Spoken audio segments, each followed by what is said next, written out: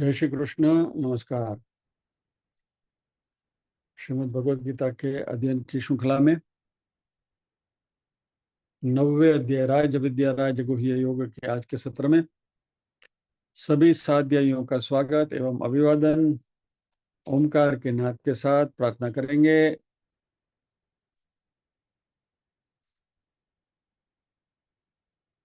ओम, ओम, ओम,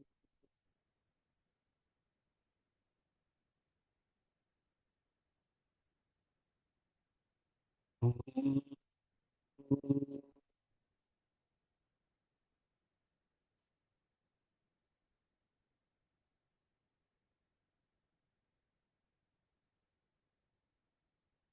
ओम।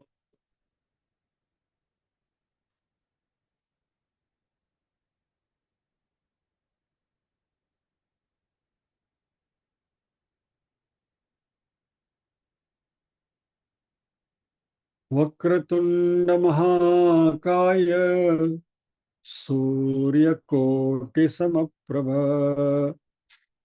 निर्विघ्नं कुरु मे देव सर्वकार्येषु सर्वदा। या कुन्देन्दु तुषारहारधवला या शुभ्रवस्त्रावृता या वीणा वरदण्डमण्डितकरा या श्वेतपद्मासना या ब्रह्माच्युतशङ्कर प्रभृतिभिः देवैः सदा वन्दिता। सा मां पातु सरस्वती भगवती निःशेषजाड्यापहा।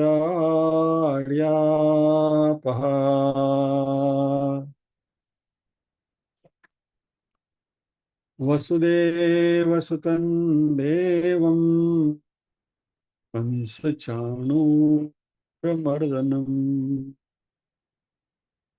देवकी परमानन्दं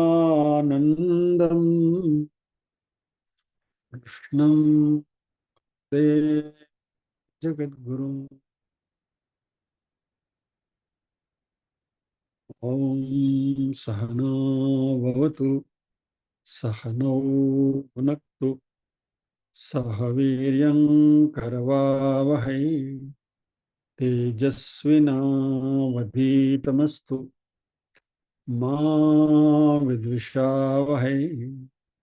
ॐ शान्ति शान्ति शान्तिः। यत्र योगेश्वर कृष्णो यत्र पार्थो धनुर्धरः तत्र श्रीर्विजयो भूतिर्ध्रुवा नीतिर्मतिर्मम।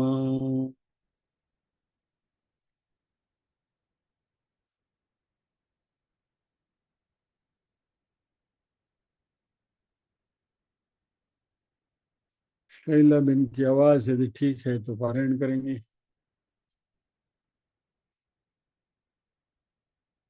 1 से 15 श्लोक तक।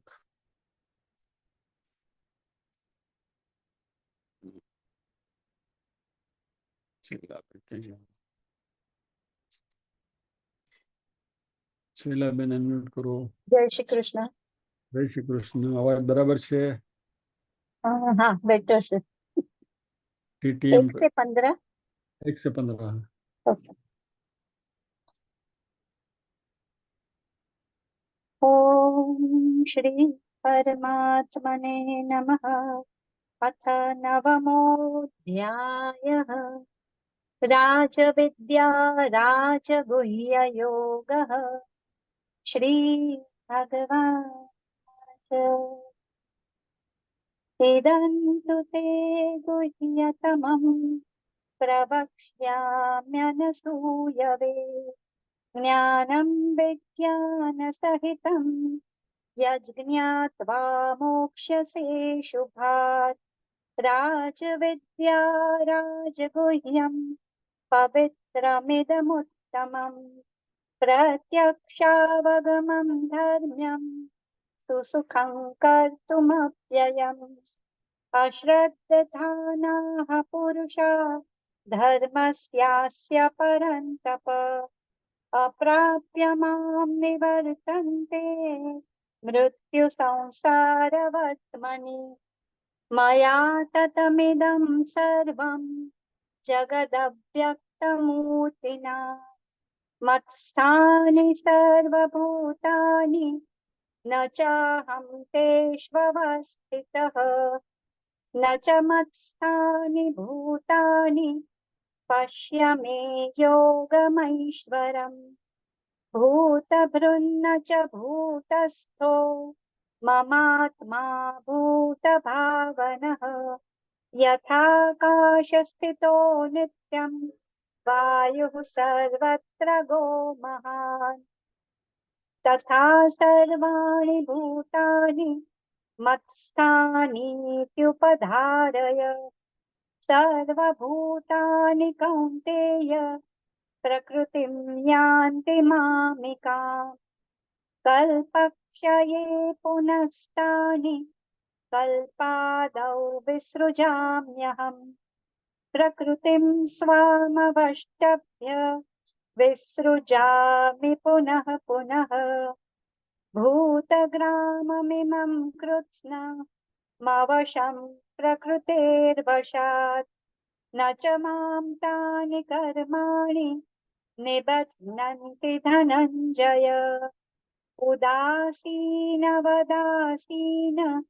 मसक्तं तेषु कर्मसु मयाध्यक्षेण प्रकृतिः स्तूयते सचराचरम् हेतुनानेन कौन्तेय जगद्विपरिवर्तते अवजानन्ति मां मूढा मानुषीं तनुमाश्रितम् परं भावमजानन्तो मम भूतमहेश्वरम् मोघाशामोघकर्माणो मोघज्ञानाभिचेतसः राक्षसीमासुरीं चैव प्रकृतिं मोहिनीं श्रिताः महात्मानस्तु मां पार्थ दैवीं प्रकृतिमाश्रिताः भजन्त्यनन्यमनसो ज्ञात्वा भूतादिमव्ययम् सततं कीर्तयन्तो मां यतन्तश्च दृढव्रताः नमस्यन्तश्च मां भक्त्या नित्ययुक्ता उपासते ज्ञानयज्ञेन चाप्यन्ये यजन्तो मामुपासते एकत्वेन पृथक्त्वेन बहुधा विश्वतो मुखम्। जय श्री कृष्ण। जय श्री कृष्ण।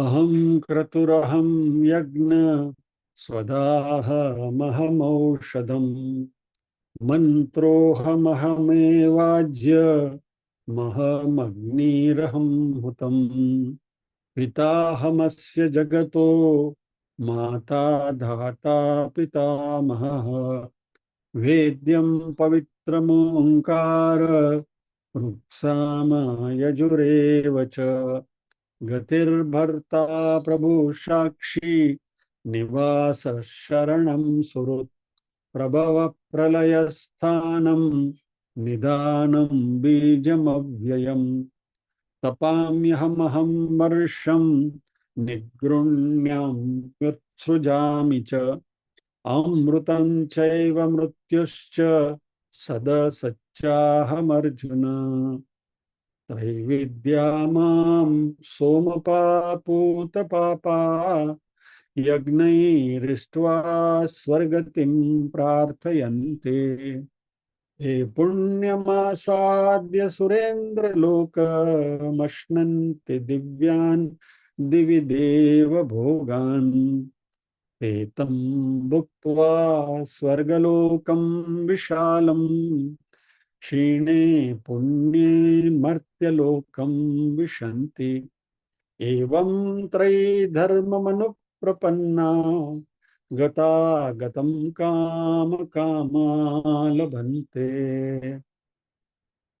अनन्याश्चिन्तयन्तो मां ये जना पर्युपासते तेषां नित्याभियुक्तानां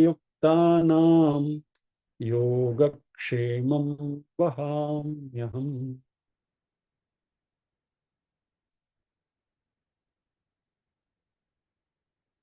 पूरी गीता में इस श्लोक में भगवान ने डंके की चोट पर निवेदन किया है या तो प्रॉमिस करी है, अनन्याः चिन्तयन्तो मां ये जनाः पर्युपासते तेषां नित्याभियुक्तानां योगक्षेमं वहाम्यहम्। अनन्य तरीके से सिर्फ मुझे ही जो देखते हैं, मेरे बारे में ही जो सोचते हैं, जो मेरा ही अनुष्ठान करते हैं, और इस तरीके से जो लोग, ये जना जो लोग परि उपासते मेरी उपासना करते हैं, तेषाम वैसे नित्याभियुक्ता नाम हमेशा मेरे साथ जुड़े हुए ऐसे जो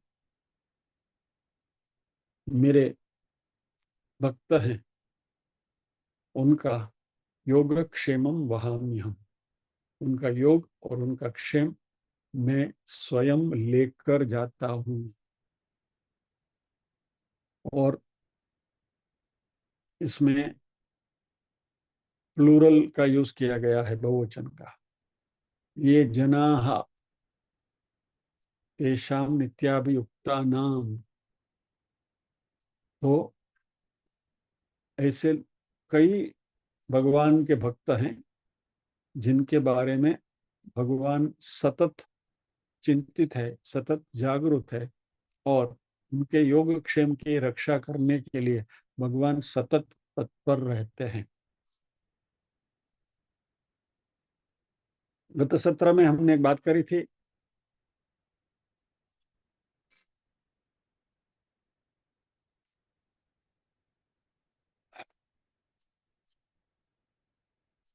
काशी के पंडित की, जिन्होंने ये वहां में हम शब्द थोड़ा उनका अरुचिकर लगा, उन्होंने उसे बदलने की कोशिश करी थी और अपनी स्क्रिप्ट में उन्होंने इसको करेक्ट करके ददाम्य हम लिखा था, और उसका क्या अंत आया, क्या अंजाम आया, वो हमें पता है। यानी जगन्नाथ मिश्रा की इस बात को हमने डिटेल में चर्चा करी थी। भगवान सर्वशक्तिमान होने के बावजूद भी, परमात्मा के पास इस संपूर्ण जगत के सारे रिसोर्सेस होने के बावजूद भी, भगवान यहाँ वहाम्यहम् शब्द का प्रयोग करते हैं, मैं स्वयं लेकर जाता हूँ। बात बहुत अच्छी है, समझने जैसी है, और इसमें ईश्वर की करुणा टपक रही है।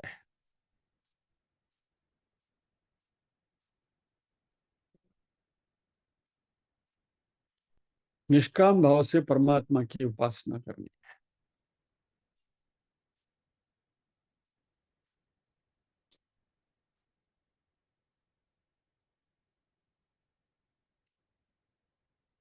हमारे पंच महाभूत, चलिए थोड़ा उसको अलग अंदाज में इसको देखते हैं।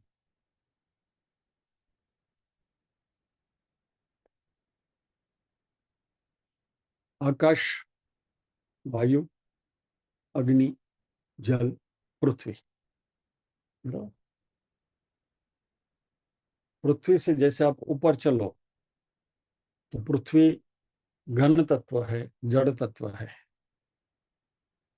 उससे ऊपर चलो जल, तो जल है वो तरल पदार्थ है। उसके ऊपर चलो अग्नि, जल से उल्टा दाहक है। अग्नि और जल में दो खूबियां हैं, दोनों विरुद्ध प्रकार के हैं। जल अधोगामी है, अग्नि ऊर्ध्वगामी है। पास्कल लॉ हमने देखा है, पानी हमेशा ऊपरी सतह से नीचे की सतह की ओर ही जाता है, जल हमेशा अधोगामी होता है। और अग्नि जो है ऊर्ध्वगामी है। माचिस की तिली भी आप जलाओ, उसकी जो ज्योत होगी वो ऊर्ध्वगामी ही होगी। कभी आपने अग्नि की ज्योत कभी ऐसे नीचे नहीं देखी होगी, अधोगामी नहीं देखी होगी कहीं भी। It is always pointing upwards. यानी जब ये हम मोटिवेशनल स्पीच वगैरह देते हैं तो उसमें हम कहते हैं कि भाई अग्नि की तरह हमें ऊर्ध्वगामी बनना है। अग्नि प्रकाश भी देता है और दाहक भी है, तो अग्नि की तरह ऊर्ध्वगामी बनना है। उससे ऊपर जाएंगे तो वायु, वायु सर्वत्र गो महान। वायु सभी जगह पर है, सर्वव्याप्त है। और उसके ऊपर आकाश, जो हमारे चैतन्य के साथ उसका हम रिलेशन कर सकते हैं। अभी इसमें एक बात ऐसे सोचते सोचते दिमाग में आई, ये पढ़ी का कान जी ने ऐसे भेज दिया कि चलो इसको खोलो और देखो क्या है इसमें। अग्नि और जल के बारे में सोचते सोचते ये बात आई कि जल अधोगामी है, बराबर है, अंडरस्टूड। लेकिन जल का ये अधोगामी पना जो है, उसमें भी यदि हमको परमात्मा की करुणा देखनी है तो देख सकते। आप कहेंगे कैसे? जल तो नीचे की हो जाता।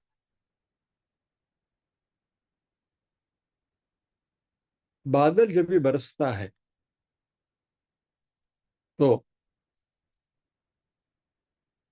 पर्वत के ऊपर जब भी बरसता है तो पर्वत के ऊपर बरसा हुआ सारा पानी पर्वत के ऊपर से नीचे बह जाता है और पर्वत ऐसा का वैसा रह जाता है, सूखा।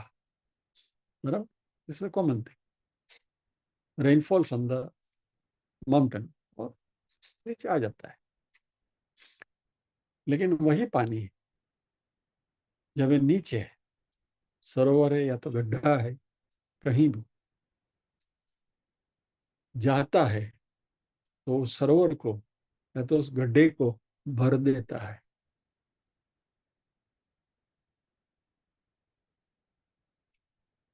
कहने का तात्पर्य यह है, यदि हम पर्वत की तरह टट्टार हैं, अहंकार युक्त हैं, तो परमात्मा की करुणा रूप जो जल है वह सभी के ऊपर बरसता था। परमात्मा की कृपा तो सभी के ऊपर बरसती है, लेकिन पर्वत की तरह जो ऐसा खड़ा रहता है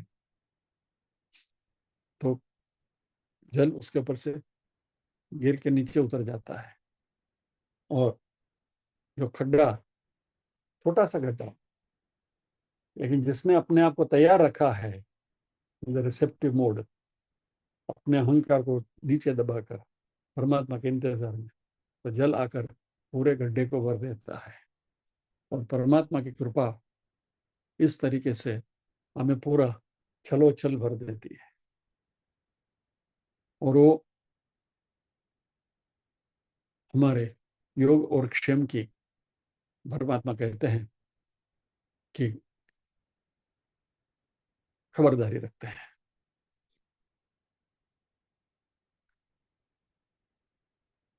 अभी हमने योग और क्षेम को एक अंदाज में तो देखा, थोड़ा और सबलाइम होकर तात्विक अंदाज में इसको थोड़ा समझने की कोशिश करें।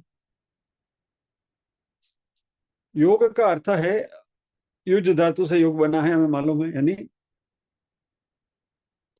वह चरम सीमा जहां प्रभु मिलन है, प्रभु पूर्ण है, और वो पूर्णता के साथ हमें एक होना है, और वह जो एक होने की प्रक्रिया है, परमात्मा से मिलने की प्रक्रिया है, वह योग है। यानी योग का अर्थ ऐसा भी किया गया है कि हम व्यक्ति मिटकर परमात्मा में समा जाते हैं, और भगवान कहते हैं कि वह योग भी वहाम्यहम, योगक्षेमम वहाम्यहम, बराबर। तो यदि वो गड्ढे का उदाहरण इसलिए दिया कि यदि आप इस तरीके से तैयार हैं अपना अहंकार छोड़कर, तो भगवान बोलते हैं मैं स्वयं आके भर देता हूं। यानी ये योग जो है, वह योग परमात्मा ही संभाल लेते हैं। यदि हम तैयार हैं इसके लिए, तो भगवान स्वयं आकर हमें अपने आप में समा लेते हैं, हमको भर देते हैं। यानी व्यक्ति मिटकर परमात्मा में समा जाने की जो घटना है, उस घटना रूपी योग को भी भगवान कहते हैं वो भी मैं संभाल लेता हूं, या तो वो भी मैं लाकर देता हूं। वो हम प्रोवाइडेड हम उसके लायक हैं, प्रोवाइडेड वी आर क्वालिफाइड। और देखिए, अभी तक हमने क्या क्या देखा था योग और क्षेम के बारे में।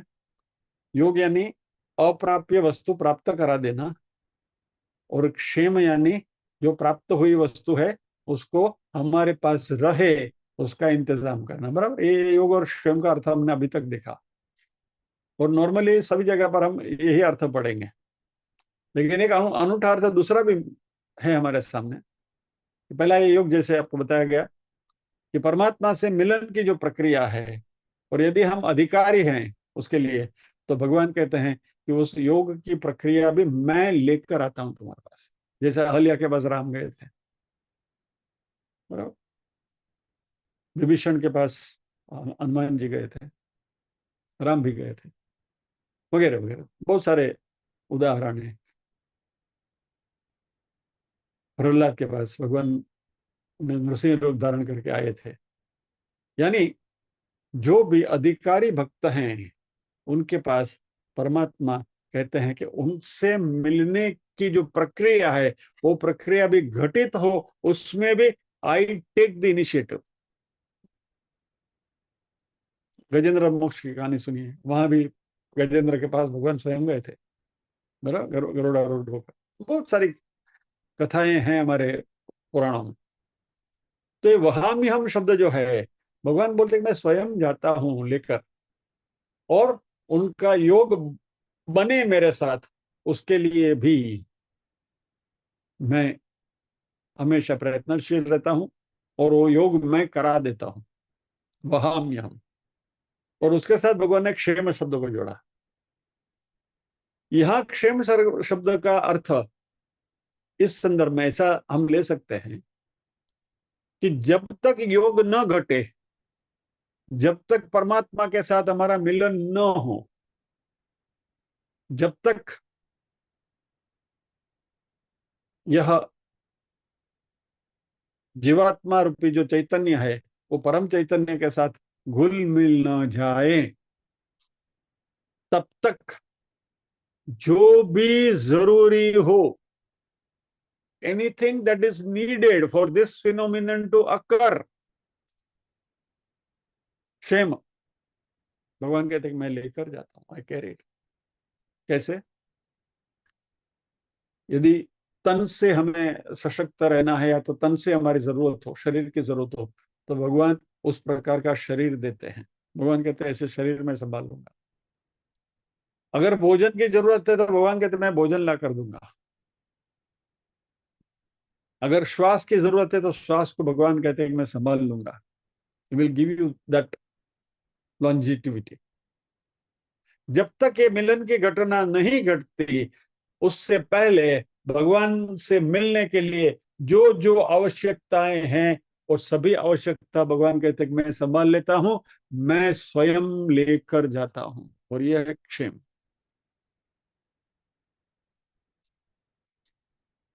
और क्षेम के बाद परमात्मा से मिलन होता है, और वो जो आखिरी वक्त जो है मिलन का, वो भी भगवान कहते हैं कि मैं संभाल लेता हूं। द्रौपदी का चीरहरण का किस्सा हमें सबको मालूम है। द्रौपदी ने सब बहुत सारे प्रयत्न किए। अनन्यास चिंतयन्तु माम के कॉन्टेक्स्ट में देखना है। द्रौपदी ने दूसरों का आश्रय लेना चाहा। पहले कौरवों के बुजुर्गों की ओर दृष्टि करी, भीष्म पितामह बैठे थे, कृपाचार्य द्रोणाचार्य वगैरह बैठे थे, उनके प्रति दृष्टि करी, उन्होंने मुंह फेर लिया। पांडव तो निस्सहाय होकर बैठे थे। सभी की ओर द्रौपदी ने दृष्टि करी, यानी सभी का आश्रय लेने की कोशिश करी। कहीं से भी आश्रय नहीं मिला तो द्रौपदी ने अपनी ताकत भी आजमा कर देखी कि साड़ी को अपने हाथ में जोर से पकड़ के रखा। और जब भी द्रौपदी को लगा कि अभी मैं निस्सहाय हूं, मेरी भी यहाँ कोई क्षमता नहीं है, और उसने दोनों हाथ छोड़ दिए और हे केशव के जैसे पुकार किया, केशव वस्त्र बनकर आ गए। यानी केशव लिटरली वस्त्र बनकर द्रौपदी के अंग के ऊपर लिपट गए, उनकी लाज बचाने के लिए। ये योग है। और वहां तक लाने की जो सारी प्रक्रिया है, भगवान बोलते हैं जहां अनन्यास चिंतयन्तो माम ये जना पर्युपासते तेषाम नित्याभियुक्तानाम योगक्षेमम वहाम्यहम्। इनका भगवान बोलते हैं मैं क्या करता, I take care of. Krishna कहते हैं कि एक बार तू अपनी मांग छोड़, मैं संभालने के लिए तैयार, मेरी शरण में आ जा बस। जब तक हम मांग करते फिरते हैं, तब तक भगवान कहता है कि मैं कुछ नहीं संभालता हूं। क्योंकि ये लॉजिक में समझने जैसा है। जब तक हम भगवान से कुछ मांगते हैं, बराबर, समझिए इस बात को, वाई वाई भगवान से हमें क्यों नहीं मांगना चाहिए, ये लॉजिक समझने जैसा है। जब तक हम भगवान से कुछ मांगते हैं, तब हमारे मन में एक ये एहसास रहता है कि मुझे क्या चाहिए वो भगवान से ज्यादा मुझे मालूम है, इसलिए मैं भगवान से मांगता हूं। बराबर। यू टेल गॉड, परमात्मा को आप कहो वे मुझे ये चाहिए, तो क्या भगवान को मालूम नहीं तुमको ये चाहिए? तो तम हमने भगवान से ये मांगा, इसका अर्थ ये है कि भगवान से ज्यादा हम अपने आप को ज्यादा समझदार समझते हैं। भगवान बोलते ठीक है, तो फिर तुम अपनी, नहीं आप खुद चलो। मांग का यही मतलब है। भगवान से हम जाकर कहते हैं कि मुझे ये चाहिए, यानी भगवान से हम कहते हैं कि तुमसे ज्यादा अक्ल मेरे में है, इसलिए मैं मुझे जो चाहिए वो मैं मांग सकता हूँ। हालांकि भगवान कहते हैं योगक्षेमम वहां में, हम तुम्हारे लिए जो चाहिए वो मैं ला कर देता हूं। इतना बोलने के बावजूद भी यदि हम भगवान से मांगे तो हमारे जैसा निठुरा कोई नहीं।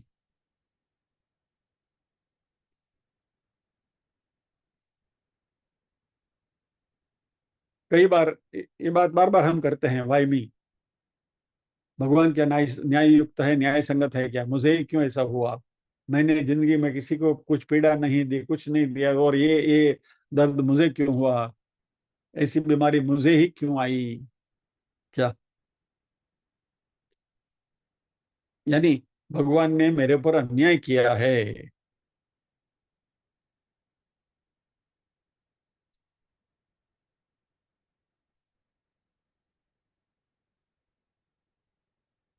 और यदि भगवान की प्रार्थना करते हुए ये दर्द मिट जाए, तो हम कहेंगे हाँ, तो ईश्वर करुणावान।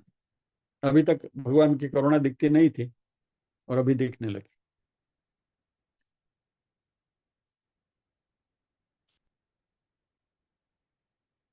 ये सकाम भावना है, इसमें शर्त है।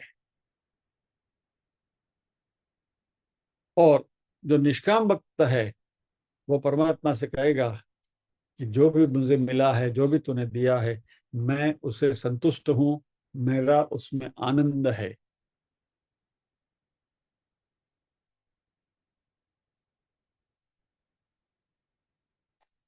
भगवान जो हमें देते हैं वह गलत तभी होगा जब वो हमारी डिजायर या तो हमारी मांग से विपरीत होगा, बराबर। लेकिन जब हमारी कोई मांग ही नहीं है तो कुछ गलत होने का कोई चांस ही नहीं है, उपाय ही नहीं है।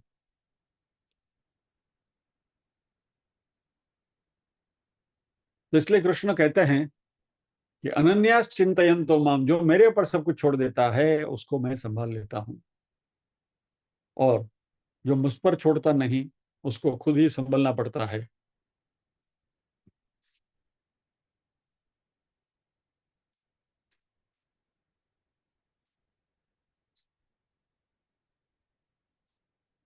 और दूसरी एक बात, हम कई बार ऐसी गलतफहमियों के शिकार बन जाते हैं कि कोई भी एक्टिविटी हम सोचते हैं कि मैं चला रहा हूं, मेरी वजह से सब हो रहा है, because I am there it is happening.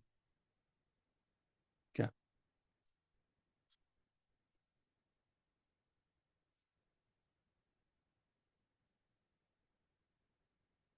और कभी कभी अहंकारवश होकर भी हम सही बात को मानने से भी इनकार कर देते हैं। एक वाक्य मुझे याद आ रहा है, बहुत सालों पहले की बात है। हमारे यहाँ रोटरी क्लब में जो युवा विंग जो है रोटरी की, उसको रोटरेक कहते हैं। तो रोटरेक्टर ने एक बार, यह गणपति पूजन होना है, गणेश चतुर्थी आने वाली है, तो उन्होंने भी ये कार्यक्रम रखा था, गणेश की पूजा करेंगे और हम आइडल भगवान का लाएंगे और ये करेंगे। तो वहां जब पूजा कराने बैठे थे तो पुजारी ने, जो युगल पूजा करने के लिए बैठा था, उसमें वो जो महिला थी उसको पुरुष की बाईं ओर बिठाया, लेफ्ट साइड में बिठाया। तो मैंने उनको थोड़ा करेक्ट करने की कोशिश करी, मतलब भाई पंडित जी, महिला जो है उनकी दाईं साइड में होनी चाहिए, बाईं साइड में नहीं। तो उन्होंने कहा, पंडित मैं हूं कि आप हैं? तुमको मालूम कि मुझे मालूम।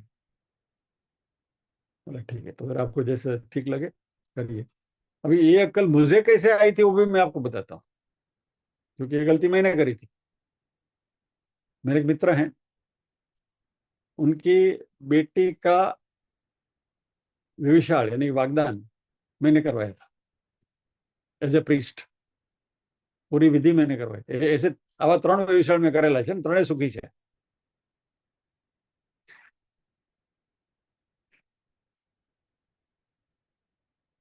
तो वो विशाल की जब भी मैं विधि कर रहा था, वहां मंत्रोच्चार वगैरह हो रहा था, तो मैंने भी यही गलती करी थी कि जो कन्या थी उसको लेफ्ट में बिठाया। वो अभी तो विवाह तो हुए नहीं है, दे आर स्टिल बैचलर्स। तो सब हो गया, अच्छी तरह से हो गया एवरीबडी। अभी वहां तो इट वाज ए वेरी, कहते हैं कि वेल टू डू पीपल और वगैरह। तो इसमें कोई ज्यादा कोई विधि वगैरह कोई ज्यादा कोई जानकार नहीं थे, इसलिए उजड़ गया मैं रेंडो प्रधान, मेरी बात तो चल गई। लेकिन जब ये सब प्रोग्राम हो गया, हम डिनर वगैरह ले रहे थे, तभी एक भाई साहब मेरे पास आए कि भैया आपने सब कुछ अच्छा करवाया, लेकिन ये गलती कभी मत करना। देन एक्सप्लेन टू मी कि ये क्यों होता है। क्योंकि भगवान के साथ उनकी जो अर्धांगिनी होती है, शिव जी के साथ पार्वती या तो वट एवर, विष्णु के साथ लक्ष्मी जी, तो उनकी भगवान की अर्धांगिनी उनकी वामांगी होती है, बराबर। तो भगवान की पत्नी भगवान की बाई और होती है। आप भगवान का कोई भी पिक्चर देखो, शिव जी का पिक्चर देखो आप, तो पार्वती जी उनकी बाई और रहेंगी। तो पूजा करते समय क्योंकि हम उनके सम्मुख बैठते हैं, तो पुरुष के सामने पुरुष और महिला के सामने महिला, तो हमारी दाई और हमारी पत्नी आएंगी पुरुष मनुष्य के केस में। भगवान के केस में वामांगी होने की वजह से उनकी बाई हो आएगी, बराबर। लेकिन ये भाई साहब को जब मैंने रोटरी क्लब में ये बात बताने की कोशिश करी तो उन्होंने मुझे टरका दिया। मैं चला रहा हूं, आई नो इट बेटर। कहने का तात्पर्य क्या है कि ये छोटी छोटी बातों में ये गलतियां हम अक्सर कर बैठते हैं। अभी ऐसे माहौल में निष्काम भक्ति, निष्काम भावना कब हो सकता है? यदि वो ऐसा जानता है कि मैं ही चला रहा हूं,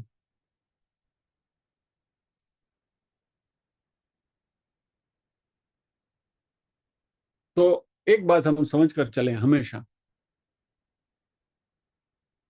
कि सबसे बड़ा वैरी अपना हमारे और भगवान के बीच में योग बनाने में, भगवान सब कुछ करने के लिए तैयार है। योग और क्षेम, जब अभी अभी अभी हमने देखा कि सारे पैरामीटर्स, फेवरेबल पैरामीटर्स भगवान बोलते क्षेम में लाके दूंगा, योग भी कराने के लिए तैयार हूं। लेकिन हमारा सबसे बड़ा दुश्मन जो हमारे बीच में बैठा है वो हमारा अहंकार है।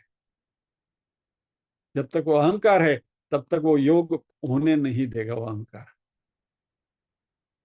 इसलिए ये शुरुआत में जो हमने उदाहरण देखा कि पर्वत के जैसे ऐसा टाट बनकर खड़े रहेंगे तो भगवान की करुणा बरसेगी लेकिन बह जाएगी। गड्ढे की तरह नम्र बनकर रिसीव करने के लिए तैयार बैठेंगे तो भर देंगे भगवान हम अपनी करुणा से।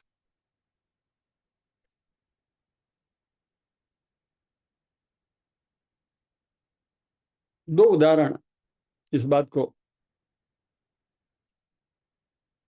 अच्छा समझने के लिए आपके सामने रखने हैं। तो कौन से कॉन्टेक्स्ट में है वो देखने के बजाय I will rather super impose this, ये जो उदाहरण मैं आपको दे रहा हूं, आपको याद होगा हमने एक गजल अल्लामा इकबाल की कव्वाली के रूप में देखी थी, बराबर। कितनों की सुरती में है,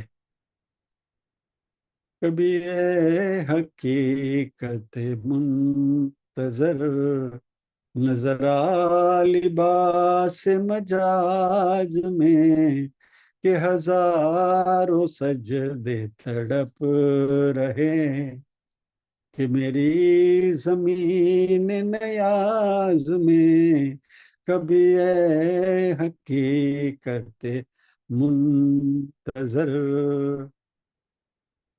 गया, ये अपलोड हो गया ना, किसी को याद नहीं है। हाँ,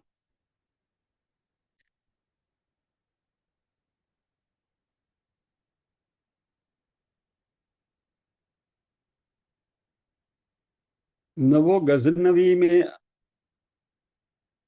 अजीब थी, न वो हम है जुल्फ अयाज में। एक ऐसे एक स्टैंजा थी, एक बादशाह था गजनवी करके और उसका गुलाम था अयाज करके, और वो गुलाम बादशाह का बहुत प्यारा था।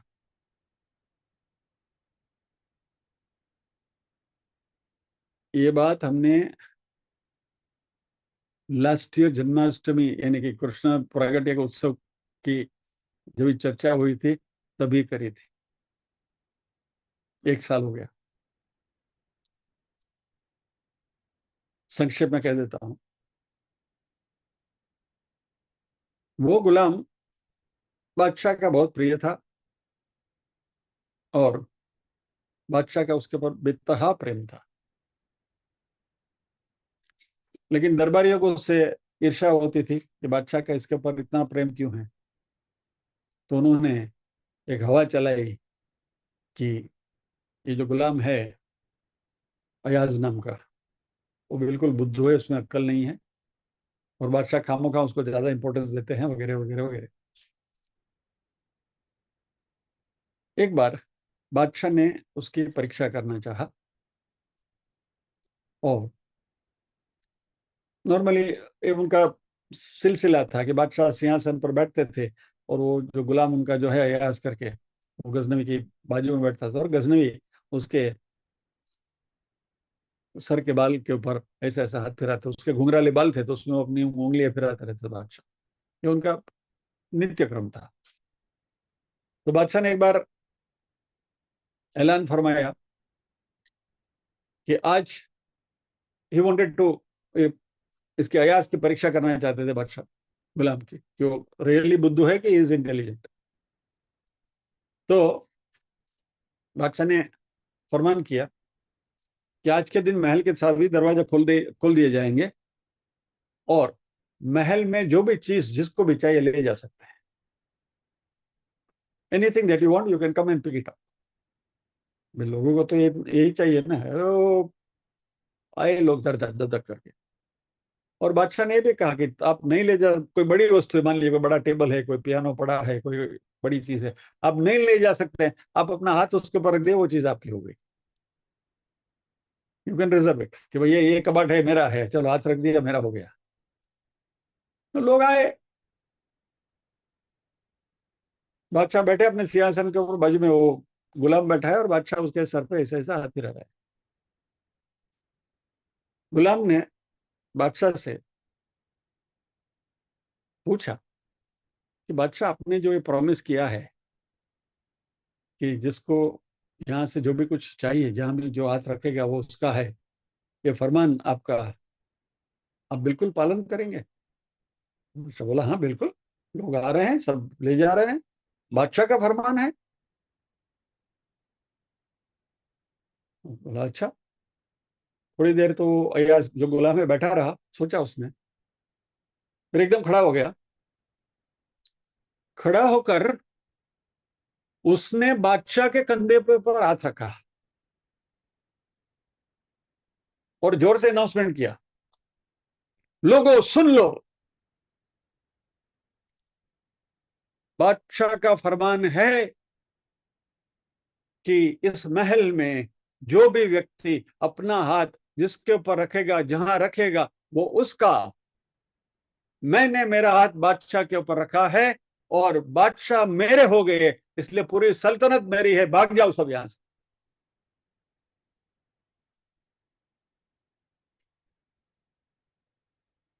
अहम ब्रह्मास्मि। ब्रह्म के कंधे पर अपने हाथ रख दिया, कह दिया कि मैं ब्रह्म हूं। अनन्या चिंतयन्तो माम ये जना पर्युपासते तेषाम नित्याभियुक्ता नाम योगक्षेमम वहां। बादशाह ने प्रॉमिस किया था, बादशाह का फरमान है, जहां जो हाथ रखेगा उसका। गुलाम ने हाथ रख दिया बादशाह के ऊपर, बोला बादशाह मेरे, प्रभु बोलते मैं तुम्हारा।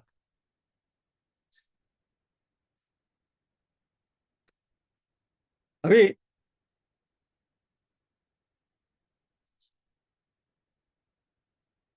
ये बादशाह और गुलाम के बीच में बहुत गहरी मैत्री थी।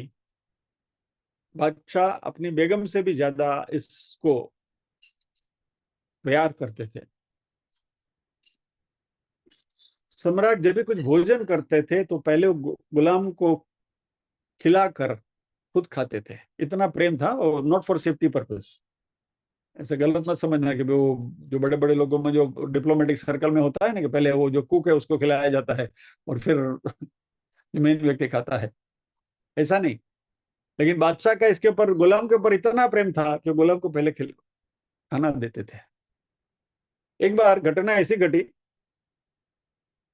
कि दोनों शिकार करने के लिए जंगल में गए, और घोड़ा दौड़ाते दौड़ाते दौड़ाते जंगल में अंदर, बहुत अंदर चले गए।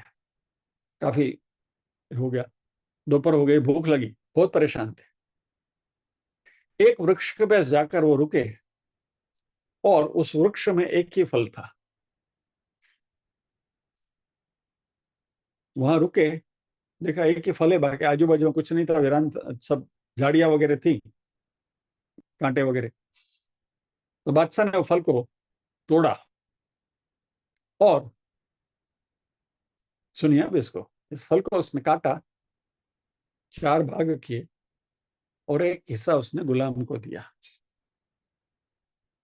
गुलाम ने वो हिस्सा खाया और गुलाम ने कहा कि वाह बादशाह, कितना मीठा फल है, आ हा हा हा, ऐसा अमृत जैसा फल मैंने जिंदगी में कभी नहीं खाया है, एक चीरी मुझे और दे दो ना। बादशाह ने दूसरी चीरी उसको दे दी, वो भी गुलाम खा गया। तीसरी गुलाम ने मांग ली,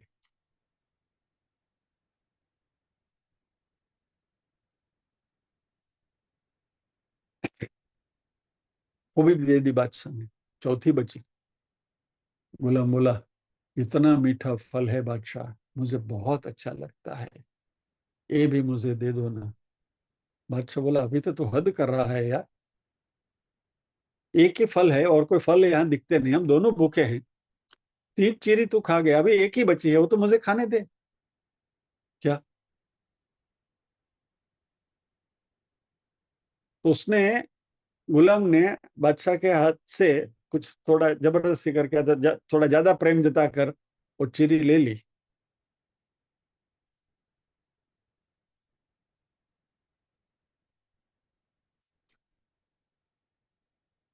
तो गुलाम ने कहा कि ये भी मैं छोड़ने को राजी नहीं, मुझे ही खाना है। लेकिन अभी सम्राट, तो सम्राट बादशाह है ना, अभी तो नहीं माना। उसने सीधा टुकड़ा अपने मुंह में रखा, जो चौथी चीरी बादशाह के हाथ में थी, वो गुलाम को नहीं लेने दी, और उसने मुंह में रखा और खाते ही थू थू कर दिया, इतना कड़वा, इतना कड़वा। गुलाम से बादशाह ने कहा कि तू पागल तो नहीं है, इसको तो अमृत कहता है, 3 3 चीरी खा गया, मैं एक एक एक टुकड़ा भी नहीं खा पाया हूं, इतना कड़वा है। तभी जो गुलाम ने कहा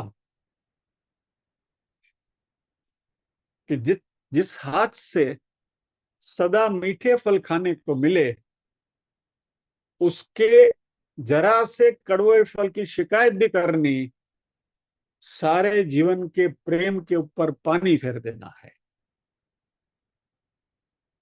आज मैं कैसे कहूं कि बादशाह के हाथ से आई हुई चीरी जो मुझे मिली है वो कड़वी है, क्योंकि बादशाह ने जो भी मुझे दिया है मीठा ही है। सवाल फल का नहीं है, सवाल उस हाथ का है जिसने दिया है, वह हाथ इतना मीठा है, और इसलिए जिद करके मैं सब खा गया, ताकि चौथा भी मैं खा जाऊं, बादशाह आपको पता भी न चले। क्योंकि यदि आपको पता भी चल गया तो कहीं शिकायत हो गई।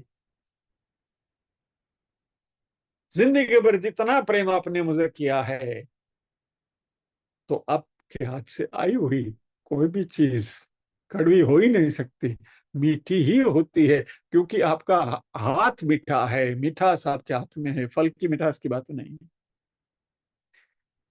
ये परमात्मा की करुणा हमें दिखनी है कि उस हाथ की मिठास है, जो भी हमें मिलता है परमात्मा ने दिया है, इट हैज टू बी अमृत।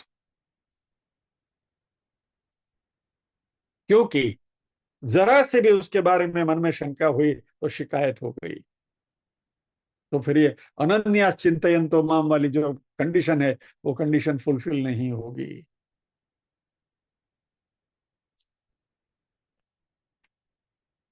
सम्राट ने कहा कि मुझे तो कड़वा लग रहा है। गुलाम ने कहा कि मुझे आपके हाथ के संबंध के बारे में पता है, आपके मुंह के संबंध के बारे में मुझे कुछ पता नहीं है।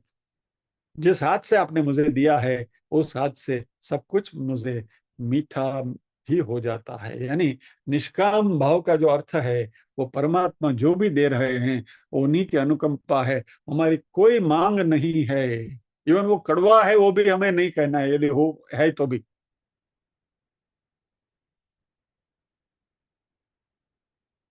और एक बात समझ लें, जिसके मन में परमात्मा के प्रति कहीं भी जरा सी भी शिकायत है, तो वह व्यक्ति आस्तिक नहीं है।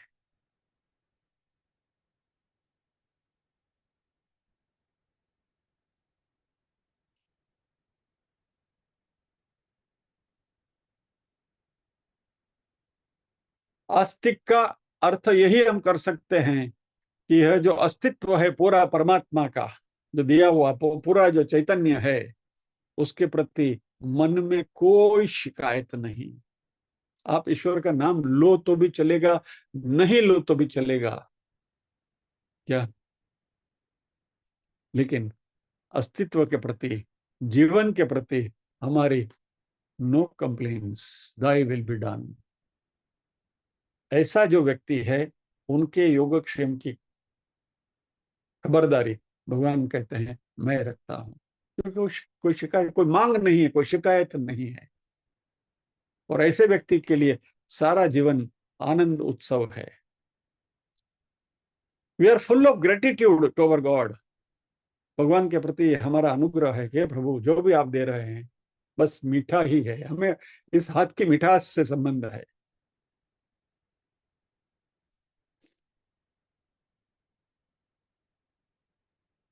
ऐसा व्यक्ति, कृष्ण कहते हैं कि निष्काम भाव से मेरी उपासना करते हैं, उनके योग और क्षेम की मैं स्वयं चिंता करता हूं।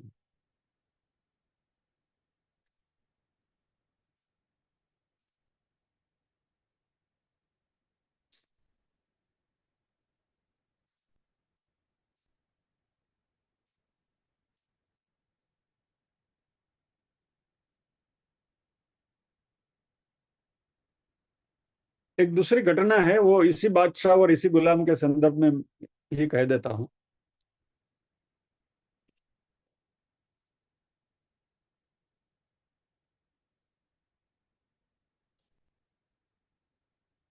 ये जो बादशाह थे,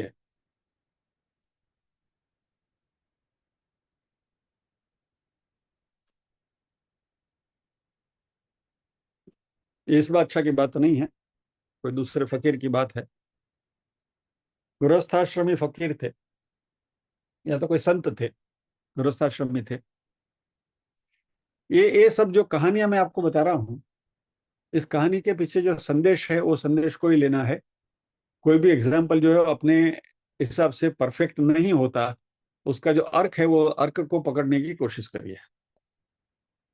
तो यह जो संत थे, उनके पास जो भी कुछ आता था वो बांट देते थे, और शाम को संध्या के टाइम पर सब बांट कर फिर वो सो जाते थे। अपने पास कुछ नहीं रखते थे, कल के लिए कुछ नहीं, कल जो मिलेगा कल की बात कल देखेंगे। और घर में उनकी जो पत्नी थी, उनसे भी कहा गया था कि घर में कुछ भी बचना नहीं चाहिए, चावल का एक दाना भी नहीं बचना चाहिए। परमात्मा के प्रति इतनी आस्था, अनन्या चिंतयन्तो माम, इसकी एम्फेसिस हम कर रहे हैं। भगवान के ऊपर पूर्ण श्रद्धा, प्रभु है, हमारा ध्यान रखेंगे बस। जिस भगवान ने आज सुबह दिया है वो कल भी देगा, और नहीं देगा उसकी मर्जी, लेकिन आज तो सब कुछ बांट के सो जाना है। और यदि कुछ नहीं मिला और भूखा रहना पड़ा, तो उसका अर्थ यह है कि परमात्मा ने सोचा होगा कि आज भूखा रहना आपके लिए ज्यादा श्रेयस्कर है, इसलिए भोजन भगवान ने नहीं दिया। एक बार ये संत बीमार पड़े, और पत्नी, आफ्टर ऑल पत्नी है, अर्धांगिनी है, उनके मन में चिंता हुई कि यदि बीमारी कुछ ज्यादा बढ़ गई और रात को कुछ दवाई वगैरह लाने की जरूरत पड़ी तो क्या करेंगे। तो पत्नी ने धीरे से 5 रुपए छुपा कर रख दिए। शाम तक सब खाली कर देना था, but as a matter of precaution 5 रुपए बाजू में रख दिए। अब ये संत हैं, वो बेचैन है, करवट बदल रहे हैं और नींद नहीं आ रही है। उन्होंने कहा कि मेरे जीवन भर का ये जो नियम है, उस नियम में कहीं कुछ तब्दीली हो रही है, ऐसा मुझे लग रहा है। मुझे नींद नहीं आ रही है। बाकी तो जब भी मैं सो जाता था तो इमीडिएटली खर्राटे की नींद सोता था, और आज मेरी हालत ऐसी है जैसी धनपतियों की होती है। करोड़ बदल रहा हूं, नींद नहीं आती है। जब भी संत तिलमिलाने लगे, नींद नहीं आ रही है करके। तो फिर उनकी पत्नी से रहा नहीं गया, घबरा गई। उन्होंने कहा कि देव क्षमा कीजिए, मुझसे एक बड़ी भूल हो गई है। मैंने आपकी बीमारी को ध्यान में रखते हुए 5 रुपये बचा कर रखे, शायद वैद्य की दवा दारू की जरूरत पड़े तो। संत ने कहा कि पूरे जीवन मेरे साथ रहने के बावजूद भी तुमने ये नहीं सीखा। इतना अनुभव है हमारा। और जो यदि सुबह हमें वैद्य भेजेगा तो क्या रात को नहीं भेजेगा जरूर पड़ी तो? ऐसा परमात्मा के ऊपर शक करने का कारण क्या? तुम ये 5 रुपये बांट दो किसी को, नहीं तो मैं सो नहीं सकूंगा। वे देखिए, पत्नी झोपड़ी के बाहर गई, देखा आधी रात को 2 बजे झोपड़ी के द्वार पर एक भिक्षुक खड़ा है। पत्नी ने वो 5 रुपये भिक्षुक को दे दिए,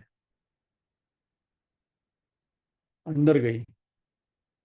संत ने कहा कि जो लेने वाला आधी रात को आ सकता है तो देने वाला नहीं आएगा?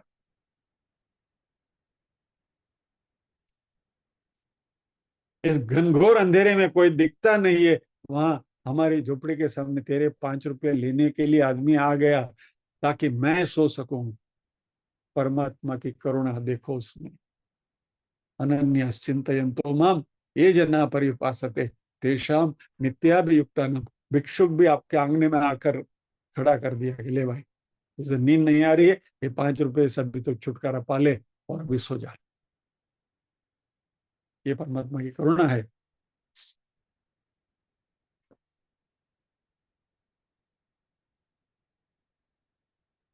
तो भगवान कहते हैं योग क्षेम मैं संभाल लेता हूं।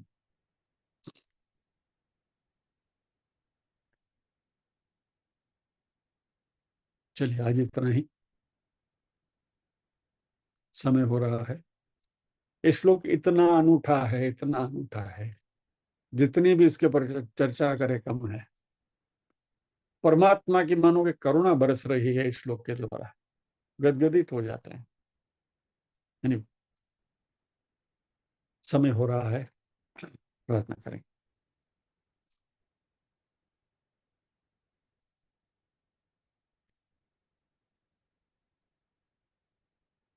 ओम असतो मा सद्गमय तमसो मा ज्योतिर्गमय मृत्योर्मा अमृतंगमय।